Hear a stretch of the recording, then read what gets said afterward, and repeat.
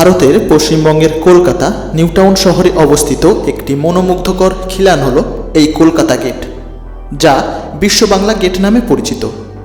নিউটাউনের নারকেল বাগান action area 1 অঞ্চলে বিশ্ব বাংলা সরণিতে হিতকো দ্বারা নির্মিত হয়েছে এই বিশ্ব বাংলা গেট। এই গেটটি 55 মিটার উঁচু এবং 60 মিটার ব্যাসে। ভিউইং গ্যালারিটি প্রায় 25 মিটার মাটির উপরে 220 মিটার সামগ্রিক ব্যাস সহ তৈরি হয়েছে। রিংটি চৌরাস্তার 4টি কোণ থেকে 2টি প্যারাবোলিক খিলান দ্বারা সমর্থিত, যার 4টি পা কংক্রিটের ভিত্তিতে 70 টন ইস্পাত কাঠামোর জন্য ব্যবহৃত হয়েছে। গ্যালারিটিতে পৌঁছানোর জন্য 2টি সিঁড়ি এবং একটি লিফট রয়েছে, এবং যে ঝুলন্ত রিং রয়েছে এর মধ্যে একটি রেস্তোরাঁ ও দর্শনার্থীদের জন্য গ্যালারিও তৈরি হয়েছে। দর্শনার্থীদের গ্যালারি এবং রেস্তোরাঁটি গ্লাস দ্বারা বেষ্টিত, যা প্রাচীরের অংশ হিসেবে কাজ করে। এই রিংয়ে একবারে সর্বাধিক 100 জন দর্শকদের অনুমতি দেওয়া হয়। বিশ্ব বাংলা গেট লোগোটি রিংয়ের বাইরে দেওয়ালে রাখা হয়েছে। এখান থেকেই এই নিউটাউন শহরের বিভিন্ন অংশ দেখতে পাওয়া যায়। এই বিশ্ব বাংলা গেট ধারণাটি নিউটাউন বিউটিফিকেশন প্রকল্পের অন্তর্গত। এই গেটটির নির্মাণ কাজ শুরু হয় 6 মার্চ 2017 সালে। গেটটি নির্মাণের মোট ব্যয় প্রায় 25 কোটি, যা মার্কিন ডলার 3.1 মিলিয়ন হবে বলে আশা করা হয়েছিল। কাঠামোর প্রাথমিক পরিকল্পনায় রিংয়ের ক্রেন দিয়ে ঝুলন্ত একটি বিশ্ব বাংলা গ্লোব অন্তর্ভুক্ত ছিল, তবে এটি টেনে আনার সময় পুলি প্রক্রিয়াটিতে কিছু ত্রুটির জন্য গ্লোবটি মাটিতে পড়ে যায়। তবে কেউ এতে আহত হয়নি এবং এই দুর্ঘটনার পর গ্লোবের ধারণাটি স্ক্র্যাপ করার সিদ্ধান্ত নেওয়া হয়। 2রা ফেব্রুয়ারি 2019-এ এই বিশ্ব বাংলা গেটটি জনসাধারণের জন্য খুলে দেওয়া হয়। বিশ্ব বাংলা গেটের পাশেই গড়ে ওঠা এই স্মার্ট স্ট্রিট নিউটাউনের সৌন্দর্যকে আরও অনেক গুণে বাড়িয়ে দিয়েছে। এই স্ট্রিট বা রাস্তার চারিপাশে নানা প্রজাতির গাছ এবং স্মার্ট স্ট্রিট লেখা লোগোটি দর্শনার্থীদের বিশেষভাবে আকৃষ্ট করে। এই স্মার্ট স্ট্রিটের পাশেই নিউটাউনের মেলা উদ্যান রয়েছে, যেখানে বিভিন্ন মেলা অনুষ্ঠিত হয়ে থাকে। নজরুল তীর্থ হলো একটি সাংস্কৃতিক ও শিক্ষা কেন্দ্র, যা বিদ্রোহী কবি কাজী নজরুল ইসলামকে উৎসর্গ করে প্রতিষ্ঠিত করা হয়। নজরুল তীর্থটি কলকাতার নিউটাউনের অ্যাকশন এরিয়া 1 অঞ্চলে বিশ্ব বাংলা গেট থেকে মাত্র 2.5 কিলোমিটার দূরে অবস্থিত।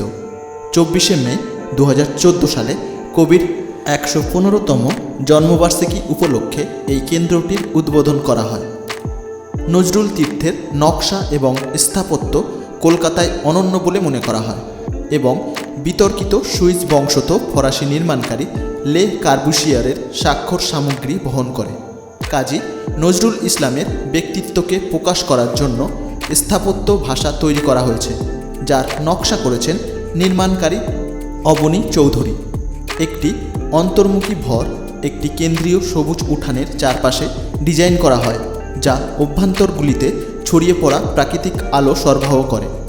কবির বিখ্যাত শব্দ খোদাই করে একটি অধিবাসী ভাস্কর্য বৈশিষ্ট্য প্রাচীর তৈরি করা হয়। মূল ফাটকের উপরে 8.5 মিটার উচ্চ কংক্রিটের ব্লক রয়েছে, যেটি আরেকটি কার্বুসিয়ান প্রভাব। এটিতে নজরুলের বিদ্রোহী কবিতা থেকে উন্নত মমশির শব্দটি এমবেড করা হয়েছে। 7টি ব্লকের মধ্যে 3টিতে জাদুঘর, একটি ব্লকে একটি লাইব্রেরি এবং অন্যটিতে একটি অডিটোরিয়াম রয়েছে। বর্তমানে সাংস্কৃতিক কেন্দ্রটিকে আংশিকভাবে একটি সিনেমা হল এবং প্রদর্শনী ও অভিনয়ের জন্য ওপেন এয়ার থিয়েটার হিসাবে কাজ করছে।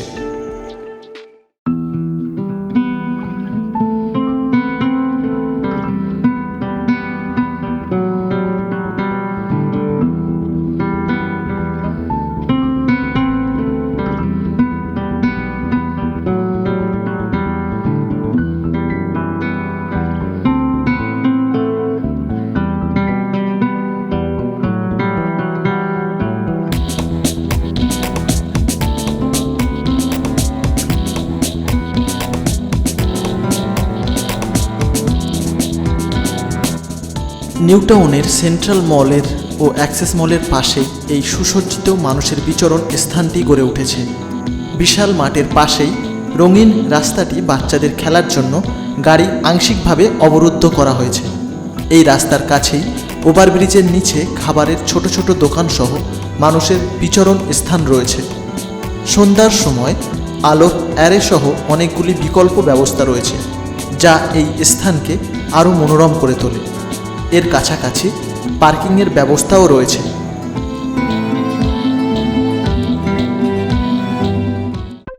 এই বিমান জাদুঘরটি নিউটাউন থানার পাশে রাজারহাট নিউটাউন অ্যাকশন এরিয়া 1-এ ডিজে ব্লকে অবস্থিত। এই সামরিক জাদুঘরের উদ্যোগটি কলকাতা মেট্রোপলিটন ডেভেলপমেন্ট অথরিটি অর্থাৎ KMDA নিয়েছিল। এটি বিশাখাপত্তনমের পর দেশের দ্বিতীয় সামরিক জাদুঘর। হিডকো কলকাতা গেটের প্রতিটি পায়ের আকর্ষণ বাড়ানোর জন্য এই সামরিক জাদুঘর গড়ে তোলেন। সুতরাং হিডকো দ্বারা একটি 2 একর জমি যা গেটের কাছে বেছে নেওয়া হয়েছিল, KMDA এই জাদুঘরটি হিডকোর হাতে তুলে দেয়। জাদুঘরটি কয়েকটি পর্যায়ক্রমে নির্মিত হয়েছে।